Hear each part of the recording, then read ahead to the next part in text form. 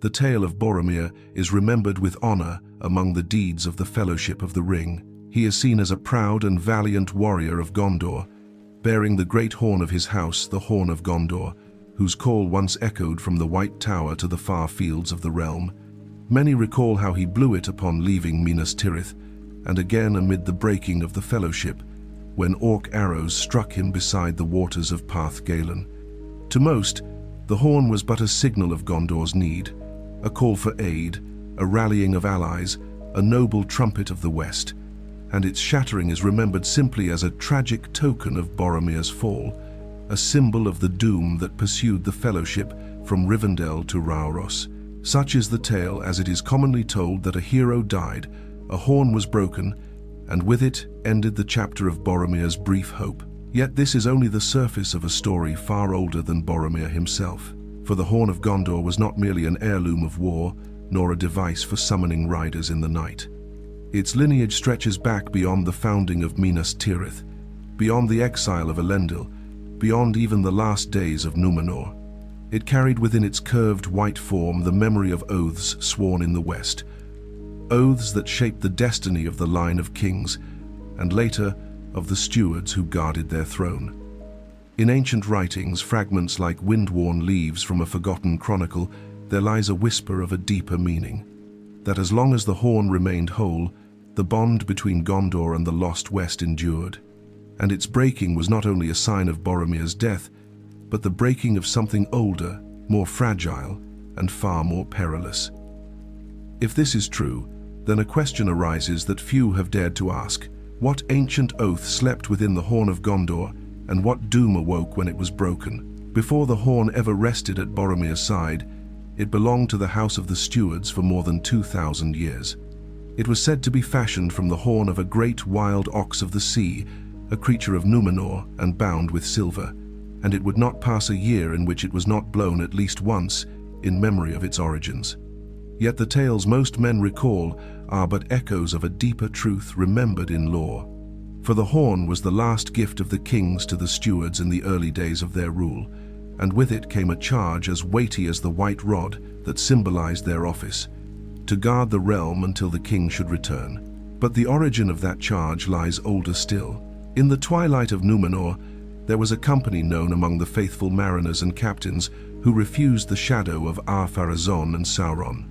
They bore not only swords and banners when they fled the downfall, but relics of the West, fragments of memory that held the light of loyalty to the Valar and to Ilúvatar's design. Among these relics was said to be a horn, white as the foam of the sea, carved from the wild kine that roamed the plains of Númenor in its youth. It was given to a captain whose name is lost to time, save for the lore that he swore an oath upon it. An oath to sound its call only in the hour when all hope seemed to fade, and to do so in the name of the rightful king.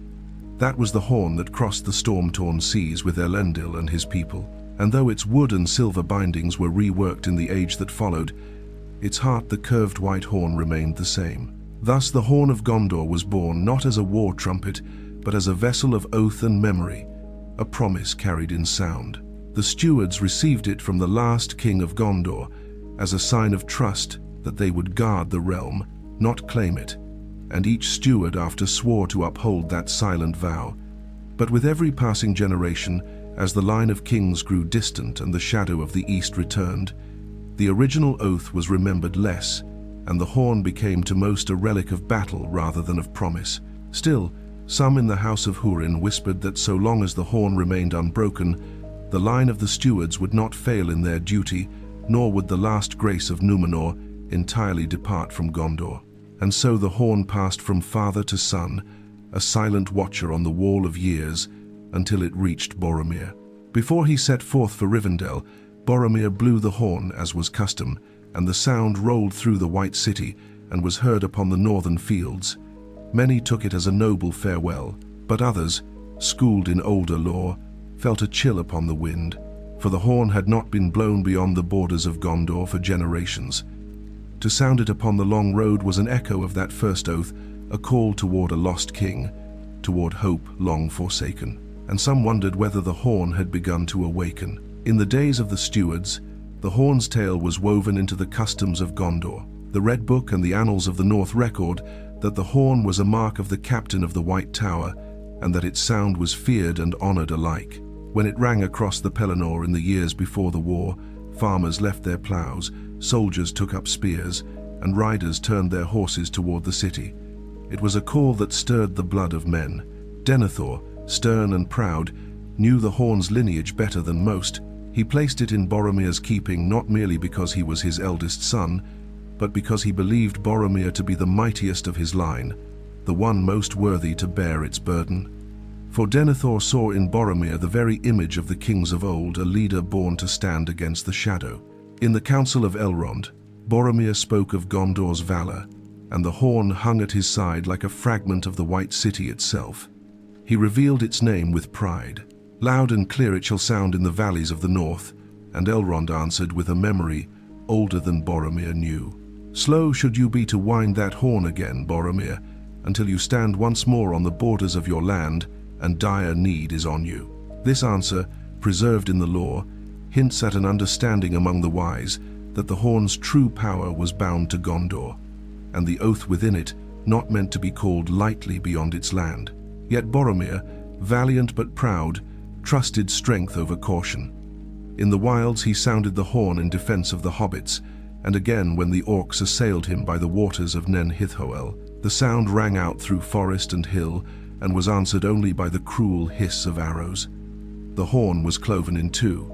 That much all tales recount, that the shards were brought to Minas Tirith by Boromir's brother, Faramir, that Denethor held them in his hands and knew his son had passed, that a light went out in the White Tower that no torch could restore. What is less spoken of is what came after, for in the nights that followed Boromir's death, it is said that no horn was blown in Minas Tirith.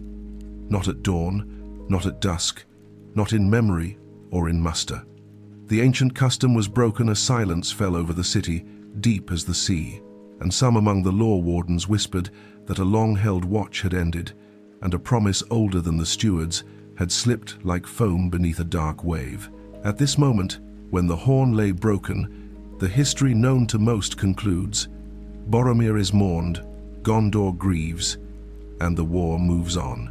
But the deeper story, the one veiled beneath stone and sea wind, begins here. When the Horn of Gondor was broken, the loss was felt far beyond the Tower of Guard. For though the stewards had long held rule, there remained in some quiet chamber of the city's memory a belief that the horn was not merely a token of office, but a safeguard of the ancient trust between Gondor and the West. In the archives beneath Rath Dynan, among scrolls seldom unsealed except by the lore masters of the stewards, fragments speak softly of this trust. They tell that in the early days of the Third Age, when the last king, Eärnur, rode to his doom and returned no more, the horn was placed into the hands of the first ruling steward, and with it came a sealed writing said to be the king's own. Most of that writing is lost to time, but one line endures in memory, a line copied by the law keepers of old. As long as this horn remains whole, so too remains the oath of the West between us. The meaning, once clear, faded over centuries. Some interpreted it as a bond of loyalty between king and steward. Others believed it to signify Gondor's unseen grace, that Númenor's blessing would linger while the horn endured. And a few those who studied the elder tongues whispered that the horn carried something of the ancient hallowing of Westernesse, a memory of the faithful that time could not wholly wash away. It is here that Tolkien's later drafts faint, like the sea's echo heard in a seashell, offer a further glimmer. He notes in his writings concerning the stewards that their rule was permitted, yet not blessed in full, and that the symbols given them bore both trust and restraint. These words, though brief, cast a longer shadow on the horn's purpose, for what had been given in trust could be withdrawn, what had been whole could break. When Faramir brought the shards to Denethor, the steward's pride hardened, but his spirit trembled. Some say Denethor wept in secret, not only for Boromir, but for the knowledge that something unrecoverable had been lost. The horn had endured wars, plague, and the long watch of centuries, yet broke in the hands of his son. And in that breaking, Denethor perceived a truth that he spoke to none, that the time of the stewards was reaching its bitter end. Within Minas Tirith, a silence lingered. No horn call greeted the dawn, nor rallied the city, nor marked the changing of the guard. A chill settled in the hearts of the people, though they could not name its cause. It was as if a light that had long burned unseen had flickered out. One night, on the highest wall of the citadel, Faramir stood alone, the wind from the east cold upon his face. He held the silver-bound fragments, and, it is said, whispered, "Brother, what did you carry with you into the north? And what did you break, besides your own heart?" For in the shattering of the horn, a threshold had been crossed, the last whisper of Númenor's oath to Gondor, carried not in crowns or thrones, but in the echo of a horn call, had dispersed upon the wind. And if such hidden tales stir your heart, if the old oaths and long-forgotten fragments of Middle-earth call to you as they do to me, then walk with us further. For the path ahead only deepens into the secret places of memory, where truth lies half-veiled by the sea mists of the west. The time had come when silence could no longer hold.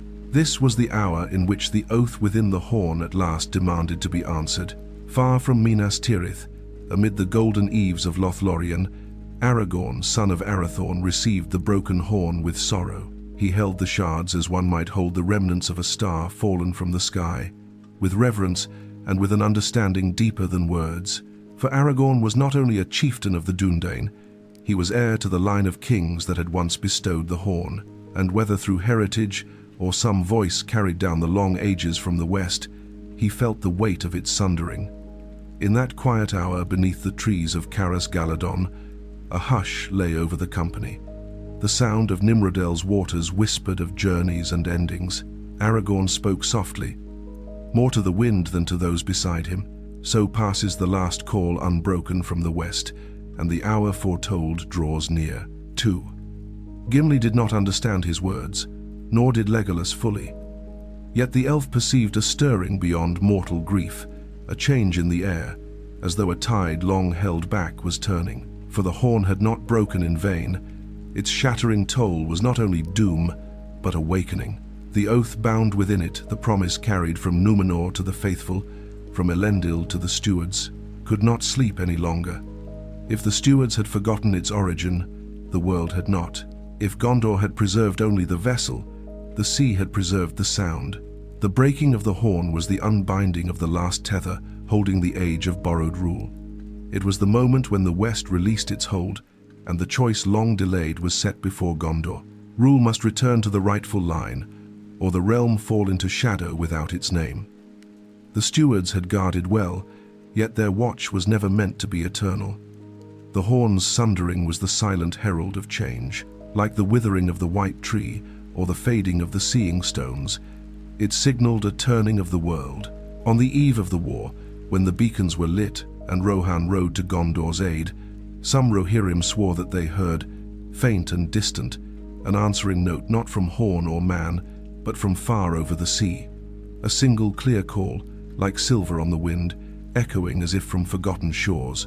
Whether this was truth or legend, none can say. But the timing was such that later lore weavers saw in it a sign, that as the horn's voice faded from Middle-earth, its echo passed west, carrying with it the last memory of the oath. The prophecy, subtle and half-hidden in the language of chronicles, was fulfilled. The breaking of the horn would precede the return of the king, yet such fulfillment came through grief. For Boromir, who bore the horn in pride, fell defending the smallest of his companions, and in that final stand, he redeemed the flaw that shadowed his greatness. He tried to take the ring, but died protecting innocence. And in his fall, the long-cast shadow upon Gondor found its first light of healing. Thus the horn's breaking was both an ending and a beginning, the closing of the steward's age of silence, and the first breath of Gondor's renewal. A long-withheld tide had turned. What followed would seal the fate of kingdoms. When Aragorn entered Minas Tirith, and the War of the Ring was ended, he came not as usurper, but as fulfillment. The line of kings was restored, and with it, the ancient bond between Gondor and the West found peace at last. The Horn of Gondor was never reforged. Some say it could not be that the sundered oath within it had been answered, and thus its purpose was fulfilled. Others claim that its breaking was a wound of the world, not to be mended until the remaking of Arda. But most agree that to rebind the horn would be to deny the passage of ages and to cling to a trust that had already returned to its rightful keeper. Instead, the shards were laid to rest in the houses of the stewards beside Boromir's memorial, not as relics of loss, but as witnesses of a turning world. In the years that followed, Aragorn honored the memory of Boromir, not for his fall, but for his courage. He decreed that on the anniversary of the Battle of Parth Galen, a single horn call should be sounded from the walls of Minas Tirith, not by the Horn of Gondor, but by a new trumpet crafted in the city to remember the oath that once bound Gondor to the west, and the man who bore it to its final hour. Thus the horn's legacy lived on, not in unbroken sound, but in a yearly note of remembrance, a sound that honored both the burden of the stewards and the return of the king. For oaths are not chains to bind forever, they are bridges between duty and destiny, meant to be crossed when the hour is right. The Horn of Gondor remained in story as a symbol of that truth. That loyalty, no matter how long guarded, must one day find its rest. Two tales now lie before us, woven like silver and shadow. One is the tale long told, of a horn blown by a valiant son of Gondor, broken in battle and mourned for the bravery of its bearer. The other, older and half-veiled, speaks of a horn that carried the last oath of Númenor, a promise from the west that endured through the ages. Its breaking was not only sorrow, but release, the sign that the steward's watch had served its time, and that the ancient bond must at last return to its source. Both tales are true, each in its own light. For Tolkien wove his legendarium as the world itself weaves memory, through history and echo, through stone and sea wind, through the fading of old songs and the rising of new. And from the Horn of Gondor we learn this: some victories are not won with blades, nor sung by minstrels, nor carved in marble. Some victories are the quiet ending of a long-kept vow, the gentle passing of duty into destiny, when the time of one age yields to the dawn of another. If you feel the echo of these older tales and wish to explore more of Middle-earth's hidden histories and forgotten truths, consider subscribing for more.